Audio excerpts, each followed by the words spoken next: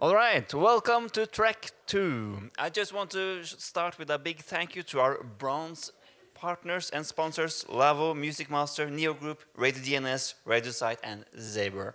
Also, I'd like to thank the XPLR, who is our hosting partners, who is also hosting tonight's party at 7 at the Blitz Club. You can find info about that in the Swapcard app. We're here to hear about and look at visual audio, and I'm just going to give the stage to Spiritland with Brett Spencer and Andy Wood. You're welcome. Thank you very much. Thank you. Hello, Munich. Hello. Oh, come on. I know it's 4 o'clock and we've been here all day, but for heaven's sake, we'll try that again. Hello, Munich. That's better, thank you very much. It's great to be back here at Radiodays Europe. I haven't spoken at this event since 2012 in Barcelona, where I accidentally upset Ira Glass, so it's good that that ban has finally expired. I'm Brett Spencer. I'm director of the Centre of Podcasting Excellence at City University. I'm also a creative consultant for Spiritland Productions. These are some of the things over the years that I've created or developed or just not ruined. And I'm Andy Woods. I'm a video producer and director specialising in live music and radio visualisation. And over the last 20 years or so, I've made programmes for radio networks, broadcasters and social media platforms, a montage of which you're seeing here from last year. Spiritland Productions are we're a part of all of those productions in some way. We provide world-class audio-visual facilities in-house, at our own radio and podcast studios in King's Cross, on the road with outside broadcast, multi-camera solutions, as seen here outside the Albert Hall for a lovely show with Ed Sheeran last year. And we produce radio shows and podcasts for networks, brands, and talent, alongside advising others globally on projects incorporating visualization of radio and podcasts. What's the last piece of radio you watched? And what's the last piece of video you listened to? If you ask me what I would do, I would say I work in audio, but the truth is, I spend as much of my time in TV galleries and looking at video and thinking visually. I've been working in podcasts since 2004, and I even had a presentation I used to hawk around the BBC, which was called "What is a Podcast?" And I did this a lot. And once I went to do it at the EBU in Geneva, and I was fairly convinced by the end of this presentation, bear in mind it's 2004, that everyone understood what a podcast was. I got my iPod, remember them, and I placed it on an overhead projector, and I played a podcast so they could see the audio playing and they could see the artwork. And by the end, I thought, everyone in this room now understands what a podcast is. And a man from Germany put his hand up and said, "Could you explain how you got the sound into the little box?" And I realized that they didn't know what a podcast was at all. The first podcast I worked on was Mark Kermode and Simon Mayer's Film Review, and it was a podcast that then became a radio show. This was in 2004. It was also the first BBC audio programme to be live video streamed. It was the first programme to do video podcasts, and it was the first BBC podcast to do live audience shows. And it feels like a million years ago. Here they are back in 2007, talking to the actor Jason Isaacs in the 5 Live studio.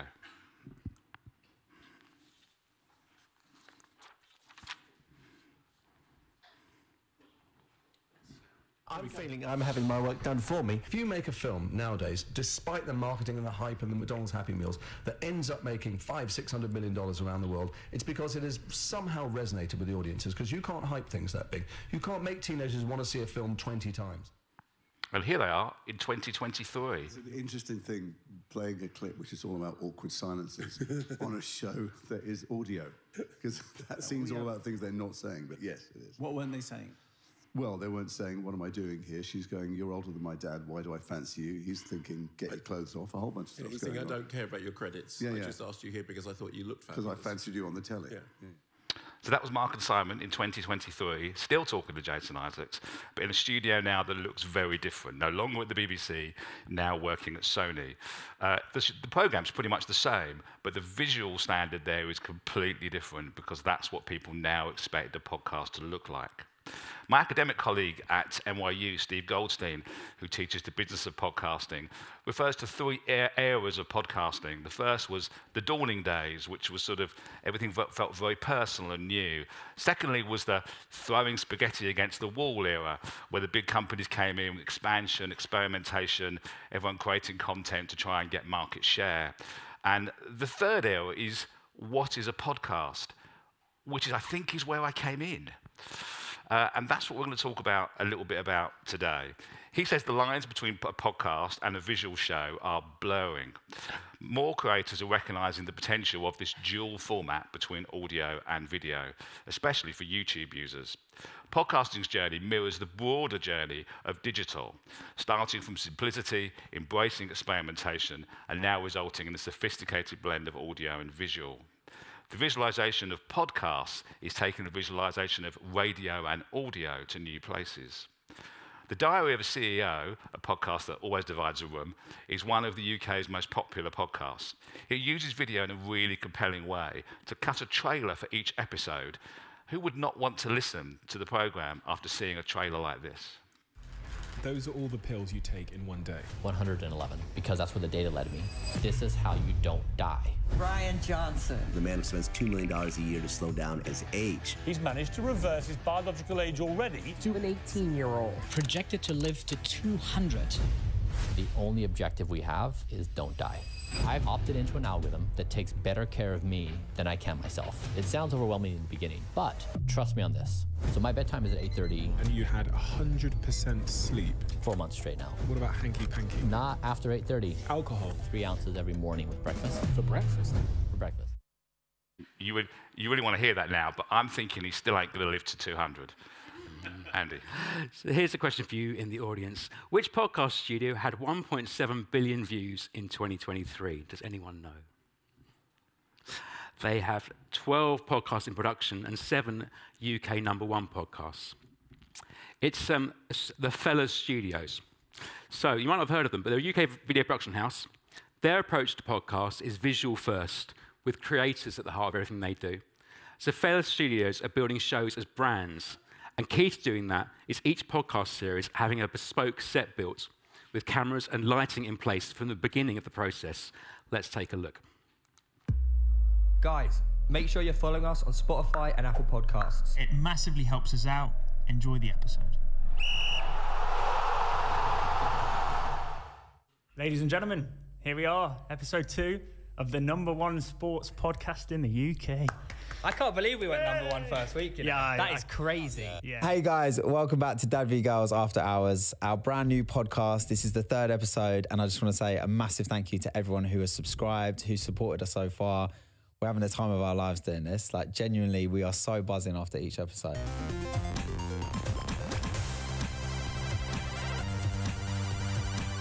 Hello and welcome back to another episode of Chloe versus the World, a show where I get yours and my favourite guest on for a little bit of chit-chat. He's one of my best mates, so it is Lee! It's Big Lee! It's an honour to be here. Yeah. Welcome to Not My Bag's Best Bits. Today, we are looking back at your funniest memories from the pod. Any favourite highlights of yours, ma'am? I love the ones I do with Grace, because we always have such a laugh. Yeah, so we're going to play 2 Truths, 1 Lie. Yeah. 2 truths, 1 lie, or 2 lies, 1 truth? 2 truths, 1 lie. As you can see from those examples, the studio set and having a visual creative idea from the start can be key. But what else do you need to transform your audio program into a visually appealing video product? To help look at this, we've compiled some of what we consider to be the best visualized podcasts globally. The Europa League final, my last game for the club, he brought me on with 30 seconds to go. Parents' money, though, you must be. No, well, then you start thinking about JT lifting the trophy. And And the thing that really upset me is the press ran with that. They were saying, oh, look, he's not the perfect happy-go-lucky kid you think he is. He's having a nervous breakdown in New York. So we have borrowed this idea for this podcast from the United States. And by borrowed, I mean wholesale stole. I think if you really were going to do it in the sort of true UK practice, you would come to America, take our podcast, and then put it in one of your museums. He did. That's rude. Do you know what she said? Oh, God. She said, well, he immediately struck me as being very kind, which is what I was looking for at the time. Oh, nice. Figaro. He's got in the top 2 of the top 10. I can see by your eyes. Your eyes said everything. What went wrong? Hang on. Where are you? We've, in the last few minutes, heard the call for an immediate ceasefire from the Labour Party and Keir Starmer amending an SNP motion. And just before we're sitting down, we hear of the deep concern, not of a politician this time, but of the heir to the throne.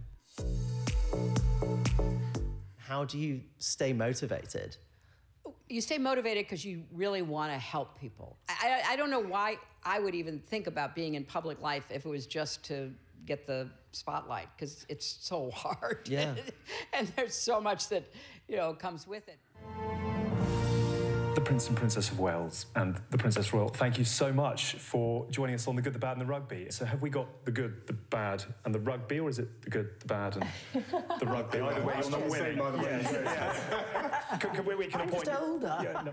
Hey, it's Cortland Sutton, wide receiver for the Denver Broncos, and you're listening to the Fantasy Footballers. Oh, welcome in. Welcome into the Fantasy Footballers podcast. Jason Moore is here. Yes, I am. Mike, the Fantasy Hitman, right? I am too. I'm Andy Holloway. Well, there you go. A compilation of what we consider to be some of the best visualized podcasts, and we even managed to find Kate Middleton. So there are some common features, we think, in many of the examples you've just seen. The cameras. Ask your team, are they using full-frame cameras? Are they filming in 4K, which can be super useful when you're making vertical social videos and you want to crop in at high quality? Adding a little bit of movement with the camera, tracking along, can add dynamic to a static shot, like the tracking wide shot on The Good, the Bad and the Rugby. Reframing close-up to close-up for personal and emotional stories is good, as could be seen with Wayne Rooney, the footballer, or Jay Shetty. And then the lenses. The cinematic quality of style of shooting has been around for a few years now, but it gives the depth of field behind the presenters and host and adds a real sense of quality to videos, like in the Diary of a CEO. Then lighting. Obviously, it's important to get key light correct, like this, on people's faces, but also to look at shadows and hairlines and practical lights on sets, maybe making those as dimmable lights on sets. Most examples we showed also did that with the lights. Some incorporated extra lighting, like the neon lights on Stick to Football. And then props. A number of the podcasts we showed have reimagined the radio studio. Also, they've got great props in the back of shots, like books and albums and plants and pictures, like the Ellis James and John Robbins podcast, or the last clip of the Fantasy Footballers. Not only added to the back of set, but also to the front with the figurines and incorporated their brands, sponsors Samsung Galaxy within the set in a really nice way. And then finally, post-production. If you have the budget, then go through a grading and coloring process, and don't forget to add titles, graphics, and calls to action. We're going to come on now to a specific example, which is one of you that many might have heard about in the last couple of months, the Traitors Uncloaked video podcast, which was directed by the man to my left. The Traitors was one of the highest-rated TV shows in the UK in 2022. It's a reality show in which a team of players take part in physical challenges in order to grow a prize pot of £120,000, and then they have to work out who the traitors are in their midst. It's better than it sounds. It was on the highest rated show in 2023, and it came back in 2020. Sorry, it was highest rated 22, came back in January of 24. There have been versions of the show across the world. There's 19 in production globally. If you don't have one in your country, you probably will soon. For season 2, the BBC wanted a podcast to release after every show that would been aired, but they also wanted to visualize it and broadcast it on television, with extended audio versions available on BBC Sounds. After many months of planning and some watertight NDAs, The Traitors Uncloaked was broadcast on BBC Two after the main show was broadcast on BBC One, with extended audio versions on BBC Sounds. Creating a visualised podcast on mainstream TV was a big first for everyone involved at the BBC and at Listen Entertainment. And here are some highlights from the studio show and the grand final. Hello, Traitors superfan, and welcome to another action-packed episode of Uncloaked with me, Ed Gamble. We are going to be talking about everything from episode 8 of The Traitors, so you know what I'm going to say. If you've not seen it, go and watch it, then come back and watch this, because we have got so much to talk about.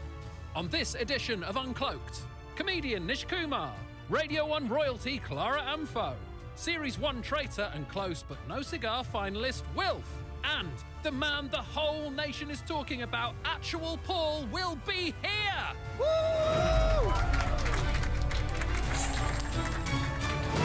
Clara, Nish, Wilf, wow. Wow, wow, wow. And Paul is here with us now! Don't make eye contact with him. Paul, welcome. He'll turn you to stone. Let's talk about that clip straight away. The moment that Harry got that fire lit under him. How does it feel watching that moment back? I just think it's bonkers what happens in there, because the faithfuls almost turn into bigger traitors than what the traitors are. So Charlotte, in that moment, bless her, there's no malice there. She's just thinking that is actually what happened, and it wasn't. Yeah, it's not what happened at all. It's not what happened at all. Now, the chat continues with all 5 of our finalists and Claudia, because we've got so much more to ask them now that they're reunited. So we continue in our bonus audio episode, which has just arrived in your BBC Sounds app right now. Just search for Uncloaked and listen to more revelations from Harry, Molly, Evie, Andrew, and Jazz. Thank you so much for watching Uncloaked. Now you can tell your friends you know what a visualised podcast is. I'm Ed Gamble. Stay faithful. Well, as you can imagine, I had an incredible time directing the show with the Listen team earlier in the year. We went from studio show to a big grand final event in the Radio Theatre with all the traitors there. And the response was incredible. We got 4.4 million consolidated figures, almost 10 times the average for the slot on BBC Two, watching that final episode. It's also had over 1 million downloads of the audio podcast, making it BBC Sound's best performing new podcast. So I looked at a few key points from filming and how we achieved our aims. So firstly, we wanted it to feel like the audience was looking in on the recording of a podcast, and we wanted to create a relaxed conversational feel for the filming. The seating, as you can see, was arranged in a C shape and allowed for eye lines from the cameras and an open conversation. We were totally cool with Ed Gamble, the presenter, looking down at his iPad for his notes. Mics came up a lot in conversation, actually, and we kept with podcast-style mics, SM7Bs, if you're interested. We kept them in place all the way through the live grand final. And using mics like this, rather than lapels that you use in a TV show, made everyone feel a lot less fussed around, especially when we had the traitors themselves coming onto the set. Cameras, we used 4 robotic cameras for the first time ever on a BBC TV show, just entirely 4 robotic cameras. That was important as well, so we minimised the amount of crew that were around everyone looking at them. We had visual and verbal signposts throughout, signifying that there was an audience journey from the TV show to the visualised podcast to the audio podcast on BBC Sounds, and even onto the Traitors game on the BBC website. You can see a call to action there, like on that lower third. And we also scripted and recorded pickups with Ed Gamble after we'd finished the main record. We chose a location that really matched the main show, added those sort of the props that acted as jumping off points, and then we coloured and graded the show to match the BBC One show, so it was a real consistent journey. On our camera and lighting plot, there you go. You've got the key lighting overhead on that truss, shining its light on me on the sofa, and matching with the prop and the practical lights, and all those practical lights in the back of the set. We put dimmable switches on them, so we could adjust those on our high-quality viewing monitors that we had. And the cameras, yeah, as you can see, were robotic cameras, including that one. It's an FR7 on the motorized dolly there. They also were, as Peter said, easy to put presets into them. So probably faster than a human being, we could be on whoever was talking just by pushing in the preset. We created loads of reasons to watch our show. We edited together VTs in advance from the main show and played them into our program. And we also had some videos that had never been seen before as exclusives. We had every traitor or faithful on our set, and if they couldn't be there, we got them all on remote video links from home. Our production workflow had to be really fast to not spoil any surprises, really. We filmed our episodes very close to the BBC One broadcasts under a lot of secrecy. This is my position from the filming of episode 1, where we line cut the cameras on that panel there, all the buttons on, so we could go straight into the edit suite. And then we had a few little tricks up our sleeve in workflow in post-production, adding more graphics and calls to action, reasons to keep the audience watching the show, trailing up what was coming next, and using picture-in-picture so that we kept the podcast studio always in the show, even when we were showing video play-ins from the main show. And then finally, I want to talk about the journey and discovery in social media. As mentioned, we trailed the audio podcast on TV and social, alongside the audio podcast pushing back to the TV broadcast. So here's a clip from the audio podcast. BBC Sounds, music, radio, podcasts. Hello and welcome to your special extra bit of the Traitors Uncloaked. This is just for you if you're listening on BBC Sounds. We've still got our Fabulous 5 finalists with us: Evie, Jazz, Molly, Andrew and Harry. And Claudia is still with us too. There you go. And then the BBC Social team took clips from our main show, plus individual camera ISOs that we provided, so they could reformat and scale up the footage for social media. And then additionally, we filmed specific social media trails just on Ed's phone on set to push the show, such as this. Here are 5 signs that someone is a guaranteed traitor. They never throw away the centre of a toilet roll. They eat chips without any ketchup. They send 15-minute rambling voice notes. That's just a podcast. They drink Sovy B. Ugh. And they deliberately spoil major TV plot points for their mates. For more treachery and deceit, listen to Traitors Uncloaked. Watch on iPlayer and listen on Sounds. And then over on TikTok, this exclusive VT I'm about to play had over 500,000 views on the BBC's TikTok accounts. It's the first time that a faithful, Diane, learns that a traitor, Miles, has murdered her on the show by giving her a glass of fizzy rosé. Who do you think are traitors? So, I will say that I was a traitor. You? I was recruited. Oh, Miles! No, Diane, don't say that. I feel terrible. I thought I'd like a traitor. No, don't say that. You still love me, promise. I do. Yeah, I was recruited. No, I was the. what an amazing game. Oh, babe, I know. You killed me then. Well, yeah.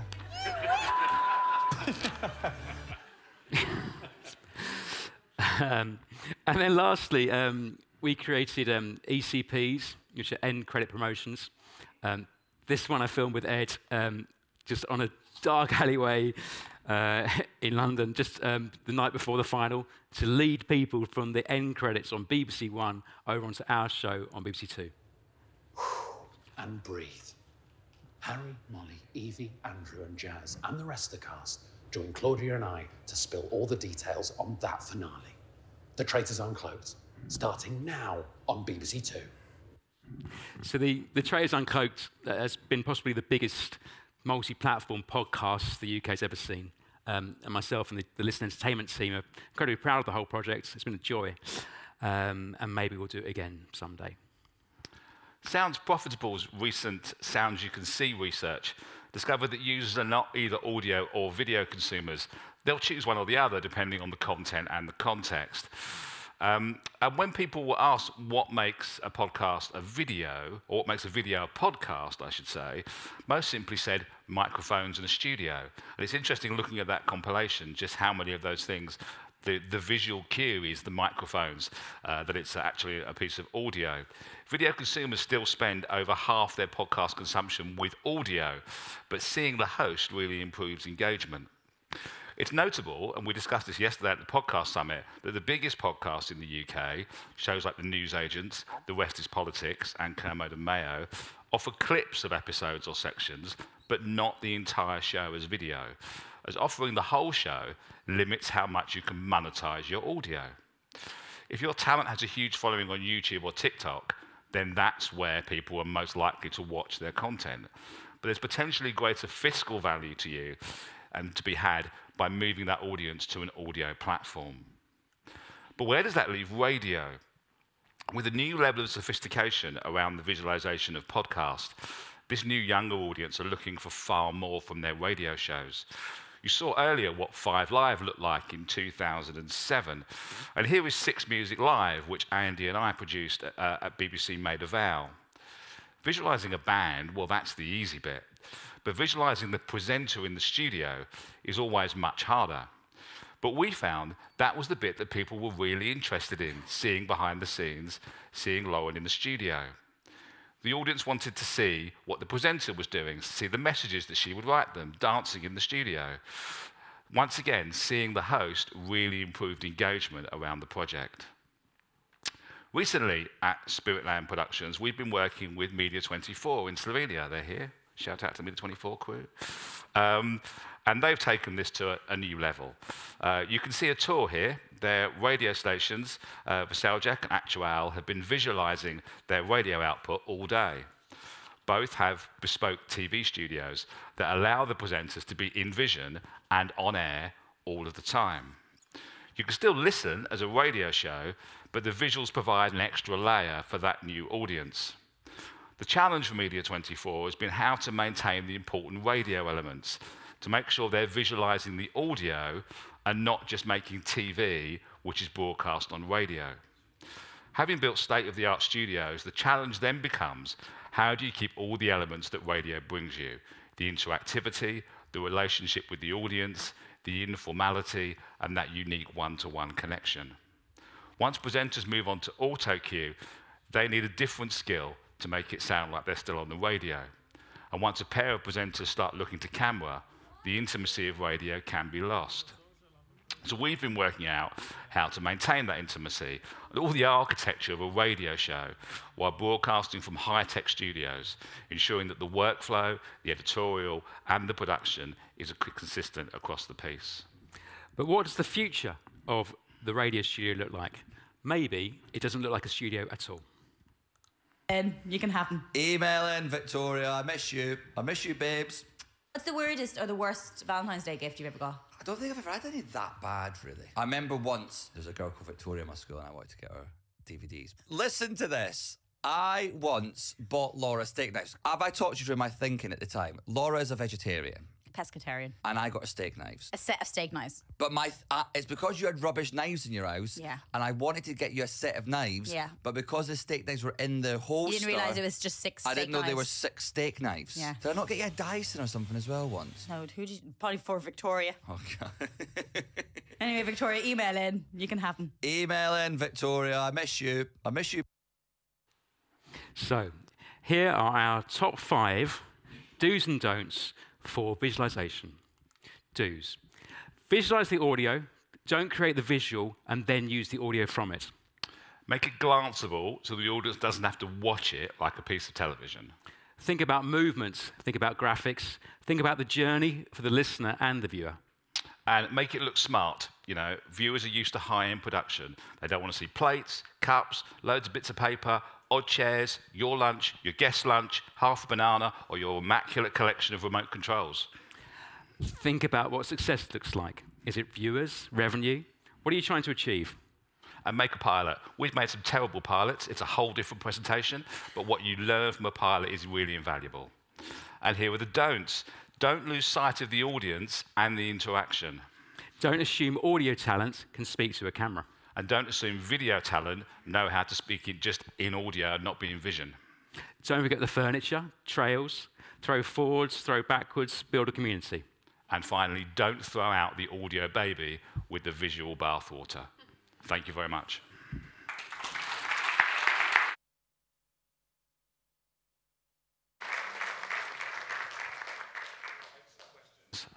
I bet Andy £10 on what the first question will be. Hi, hello. My name is Vladimir. I come from podcast.rs, which is a kind of a regional podcast aggregator in Serbia, and we also run our own podcasting studio. This is all amazing, what you guys are doing, and thanks so much for all the info. But I'm just wondering, this works only with the kind of interview-based podcasts. Do you have any examples? How can we visualize the podcasts that are like narrative-driven documentaries, or other types that are, I mean, if we visualize them, they basically become a TV documentary, and it's quite a lot of money. Well, narrative's much harder because obviously what you're not doing is you're not doing a live show, you're doing something pre-recorded. But the BBC have done some really good ones lately. If you look at, for example, what Mariana Spring has done, I don't know if Mariana's in the room, but you know, they've been visualizing her recent series, Why Do You Hate Me, by recording interviews and creating narrative visuals around that. So there are quite a lot of examples when, you know, people are making narrative podcasts but are filming all of that and then doing a separate edit to go with the audio version of the podcast. So I think that is coming along quite rapidly. Thank you.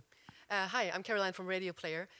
If it's not a podcast you do for the BBC, what would your recommendation for the distribution strategy for the video be? Well, lots of those things on that journey and discovery piece we had at the end. So we had the YouTube, TikTok, Instagram, but I think it's really territory specific. So in some countries, I think with Slovenia, Facebook's the really big place. So you've got to go where the numbers are. And then with that Fellow Studio stuff, they started entirely differently. They start with the creators first. So they start where the numbers are, and that's how they engage someone to be a host of their show. Is because they got the numbers, and then they use the creators' distribution platform to push it out. There also isn't one size fits all because it depends on what you're trying to achieve, how you're trying to monetize, the audience you're trying to reach, what sort of show it is, what genre it is. So it's quite hard to give a general answer. And certainly, you know, I would give a different answer for one podcast than another. But, you know, as I think you've seen here, there's a variety of different outlets and different ways to reach people. Obviously, the most popular by far is YouTube, but there are obviously many others as well. And a lot of people in the room here will have their own video platforms. When I was at the BBC, we were very lucky because we had iPlayer. When I moved to Bauer, I realized quite quickly there wasn't a natural platform that Bauer owned that I could make that content work on. So I had to find other external platforms to make that content work, even though it was still a broadcaster. Any more questions? Lady down here.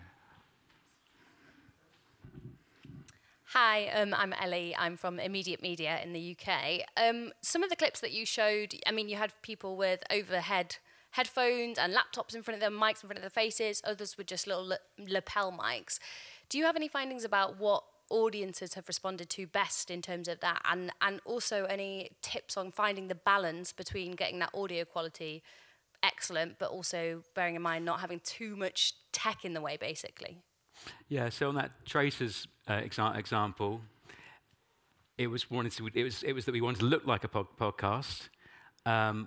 Also wanted it to sound like a podcast, and even with I got comments that even the version in the big theatre still sounded like a podcast because we were on the same podcast mics, even though traditionally a TV show like that would have had handheld or lapel mics. But a lot of our basis as well was making people feel comfortable.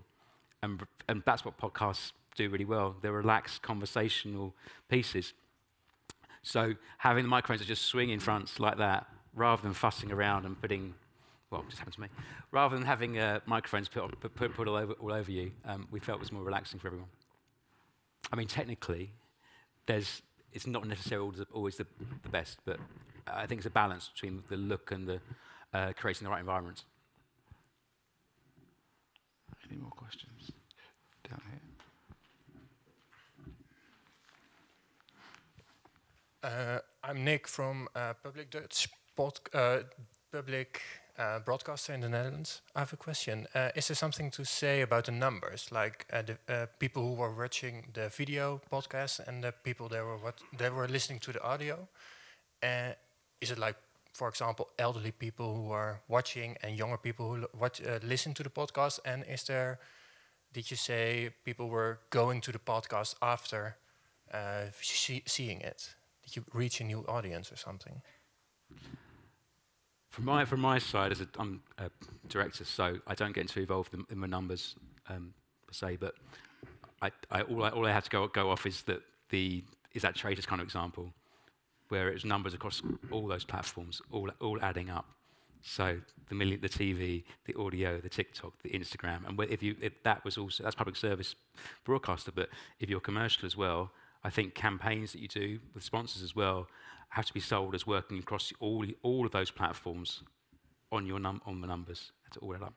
I think it also is when you're publishing and how you're publishing. So, for example, if you look at the Traitors, people will listen to that quickly because it's on the next night, the Traitors. It was a nightly show. Look at the Newsagents, that publishes at 5 o'clock in the afternoon. People are going to listen on their commute on the way home or first thing in the morning. They're more likely to listen to audio if it's a news podcast. So it depends whether it's a daily or weekly podcast, the audience it's aimed at. Once again, there isn't kind of a set answer. But as I think we said earlier, there isn't an audience that will listen to audio or an audience to listen to video. They will listen to both, depending on the content, the context, the time, who's presenting, the genre, etc. And you thought you knew what the first question was going to be? I was wrong. Oh, you were wrong. What was the question? I was wrong. I think it was the third question. Was it? Okay. There's some.